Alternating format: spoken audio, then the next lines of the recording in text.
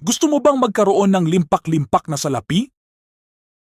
Ayon sa librong Rich Dad Poor Dad ni Robert Kiyosaki na kung gusto mong yumaman, kailangan mong matutunan ang diferensya ng assets at liabilities. Ano nga ba ang asset at ano nga ba ang liability? Maituturing mong liability ang isang bagay kung ito ay kumukuha lamang ng pera sa iyong bulsa tulad ng mga gadgets at kung ano-anong mga luho mong walang kwenta. Ang asset naman ay ang mga bagay na magdadala ng pera sa iyong bulsa, tulad ng mga rental properties, stocks at negosyo. Sabi pa ng librong ito na ang mayayaman ay bumibili ng assets.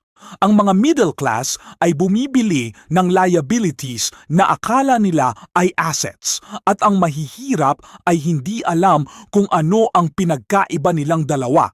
Kaya alamin mo ang pagkakaiba kung gusto mong magkaroon ng maraming kayamanan.